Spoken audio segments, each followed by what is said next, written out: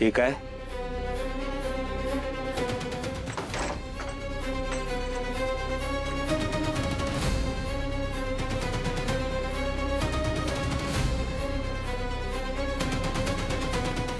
एवढा चहा कशाला आणला आता? चहा प्यायची लय हौस आहे ना तुम्हाला?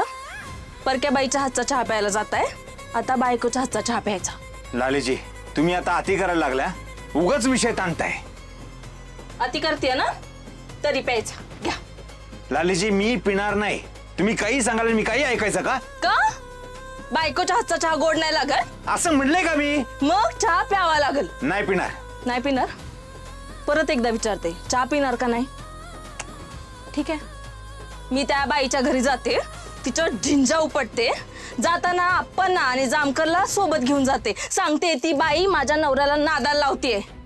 मग होऊन जाऊ दे जो तमाशा व्हायचा तो. अहो लालीजी, नका जाऊ बाहेर. आपल्या घरातल्या गोष्टी जगासमोर कशाला आणायच्या तुम्हाला? चार भिंतीच्या आतल्या गोष्टी चार भिंतीच्या आतच राहाव्या. उगाच आळीचा आजगर करू नका तुम्ही. चहा प्या. पितो.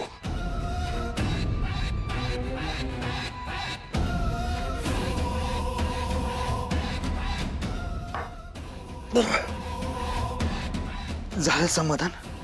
हं? झालं तुमच्या मनासारखं?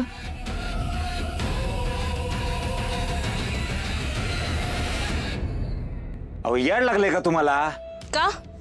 घरात चहा पिऊन पण गेलात ना बाहेर चहा प्यायला, मग आता हा चहा प्यायला लागल. बायकोच्या हातचा आहे. लालीजी, मागाच्या पासून ऐकतो तुम्ही तेच तेच बोलताय. डोकं इटलंय माझं पार. डोकं भणभण करायला लागले. वाटेल ते बोलताय, वाटेल ते करताय. तुम्ही चहा पिणार का नाही? का जाऊ जामकरला घेऊन त्या बाईकडं?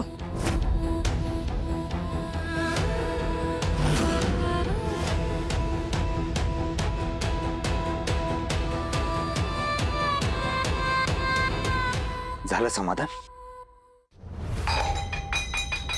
अति करायला लागलाय तुम्ही. अति? अति मी करते का तुम्ही करताय? हो, काय गरज होती त्या बाईच्या मागे जायची? मी काय सांगितलं होतं, माझ्या आणि तुमच्यामध्ये कुठलीच बाई नाही यायला पाहिजे, तरी आली ना बाई. अहो कुठली बाई आली, कधी आली? तुमचं मन काही अर्थ काढताय, काही अर्थ लावताय. अहो गावातल्या सोडा कुठल्याच बाईकडे मी वाईट नजरेनं बघत नाही. अहो लय निर्मळ मनाने मी त्यांच्या घरी गेलो होतो. त्यांच्या आग्रहाचा मान ठेवण्यासाठी, त्यांच्या बँकेचं काहीतरी काम होतं ते करण्यासाठी गेलो होतो. नेमकं त्याच वेळी तुम्ही तिथं आला.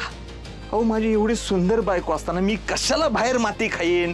परत कुठल्याच परक्या बाईच्या हातनं चहा प्यायची इच्छा नाही ना व्हायला पाहिजे, म्हणून एवढा चहा केलाय. प्या. वा, एवढं समजावून सांगतोय, एवढं सगळं करतो, पण विश्वासच नाही ना तुमचा माझ्यावर. आज चहा प्यायला म्हणजे तुमचा विश्वास बसेल माझ्यावर. ठीक आहे.